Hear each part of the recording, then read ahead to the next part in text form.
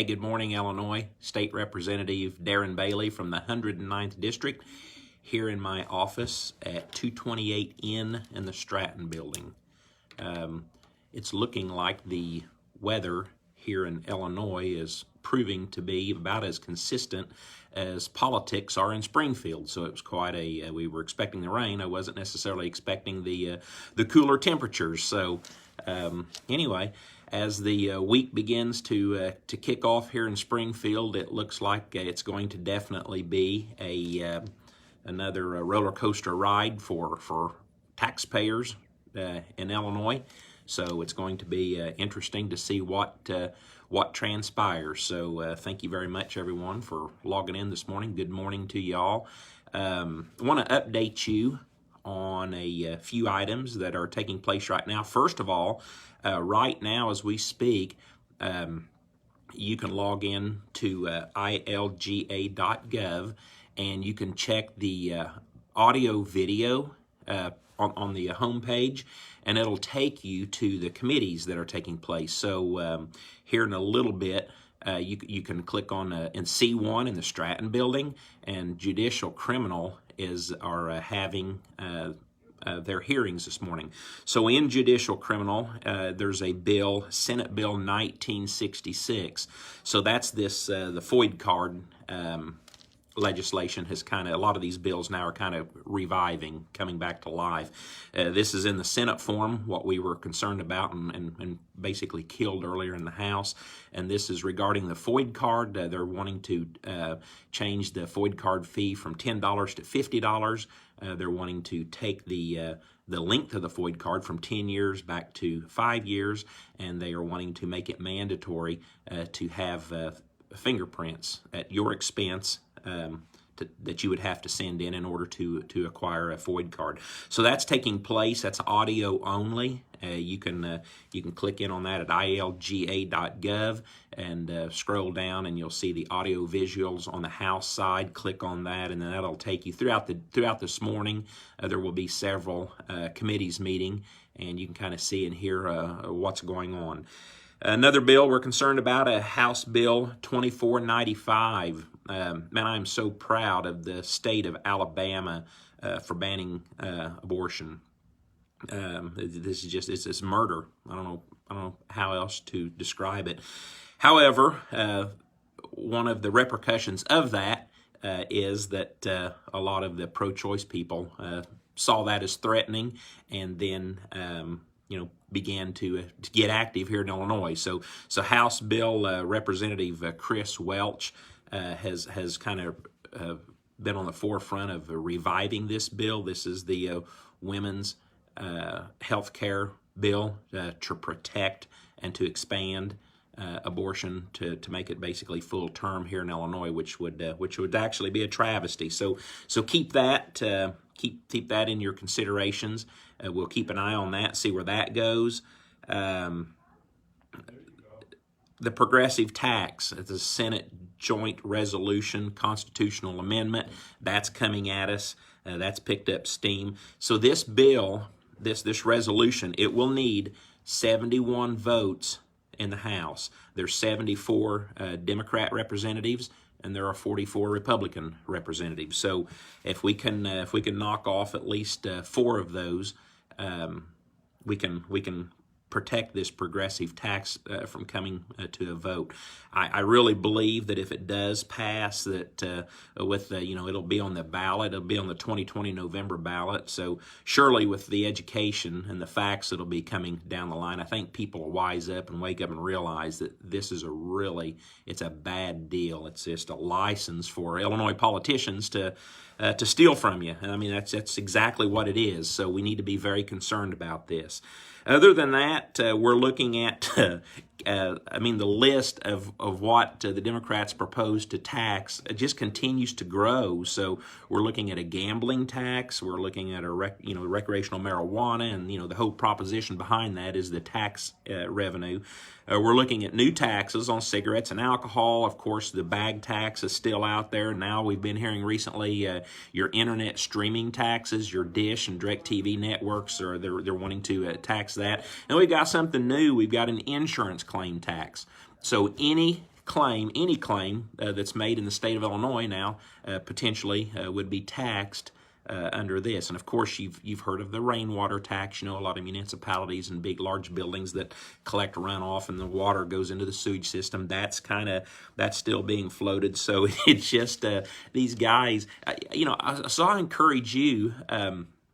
Again, go to ilga.gov. Look up some of the Democrat representatives, and then Facebook them, and look up their representative pages, and just read their comments, and you're going to see for yourself there are no solutions, and every one of them suggest that the problem that Illinois faces is a revenue problem. We need more taxes. That's what they're telling us, and it's interesting because this last week.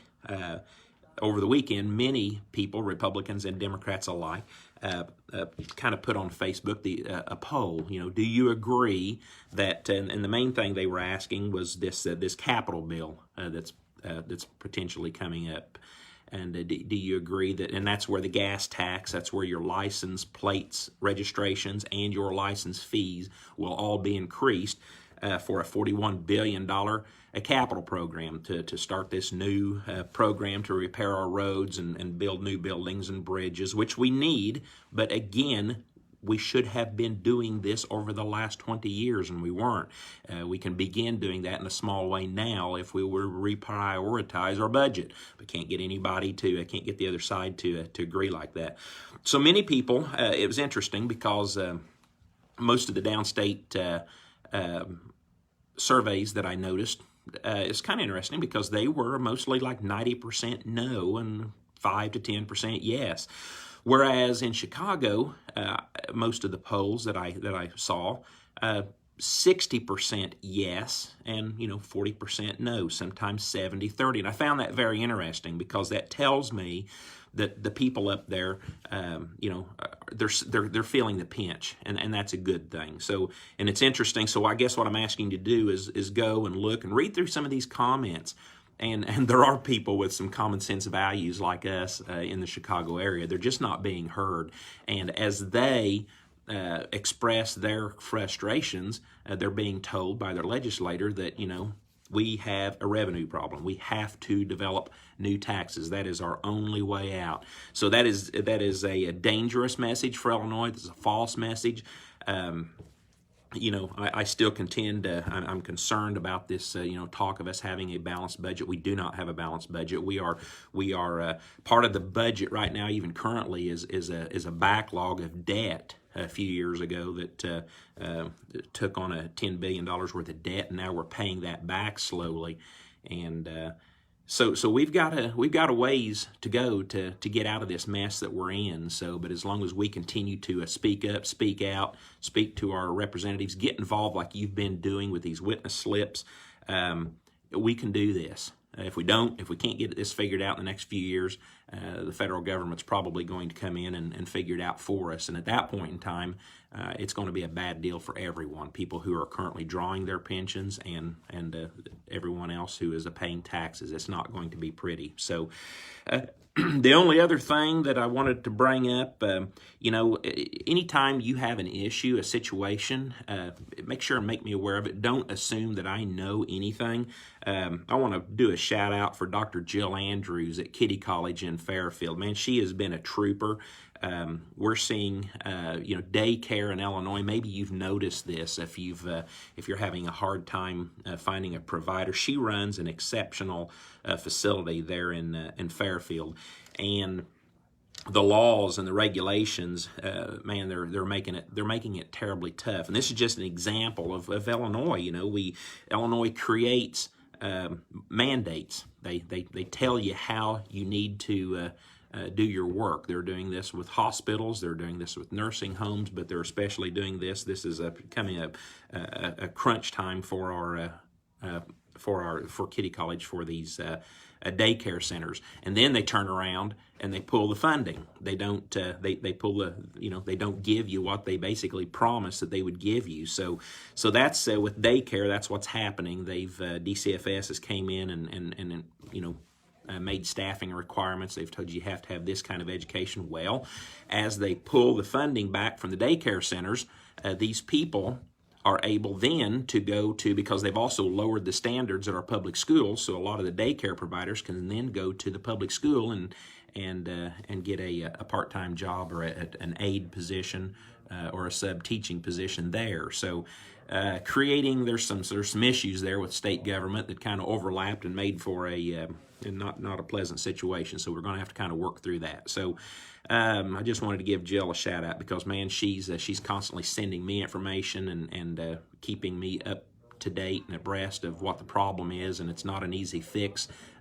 We are working on that, but if you have ideas, thoughts, concerns, be sure and reach out anytime and let me know what they are. And thank you so much for being aware of Illinois government and what's going on. We have to. This is necessary. Otherwise, we're just going to plummet, and we're all going to be hurt by it. So one more time, here when we're done, go to ilga.gov if you have time. If you're in front of your computer or your phone, go to the House side of the list.